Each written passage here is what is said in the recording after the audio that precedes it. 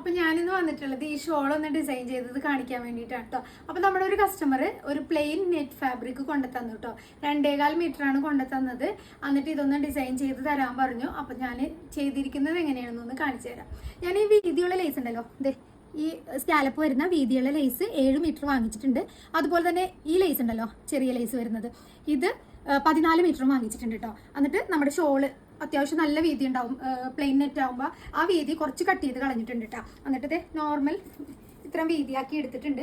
എന്നിട്ട് ഇത് 6 എണ്ണമാണ് ഇങ്ങനെ സ്ട്രെയിറ്റ് ആയിട്ട് ഈ നേരി ലേസ് കൊടുത്തിട്ടുള്ളത്. അത് 15 രൂപ, മീറ്ററിന് 15 രൂപ വരെ ലേസാണ് കേട്ടോ.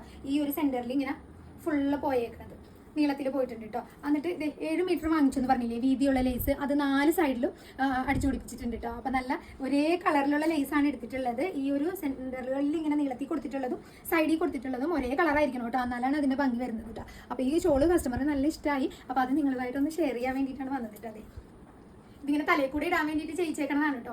ഇട്ടിട്ടുള്ള പിക്ക് ഞാൻ ഇതിൻ്റെ കൂടെ അറ്റാച്ച് ചെയ്യാം. നമ്മൾ തന്നെയാണ് ഇവരുടെ ഗൗണും ചെയ്തിട്ടുള്ളത്. ഗൗണിൽ പാനൽ കട്ടായിട്ട് നെറ്റ് ഫാബ്രിക് ചെയ്തിട്ട് ഈ ലേസ് തന്നെയാണ് അതിലും കൊടുത്തിട്ടുള്ളത്. അപ്പോൾ അതിൻ്റെ കൂടെ വരുമ്പോഴാണ് ഇതിൻ്റെ ഭംഗി ശരിക്കും നമുക്ക് മനസ്സിലാവുന്നത്. ആ പിക്കും കൂടെ ഇതിൽ അറ്റാച്ച്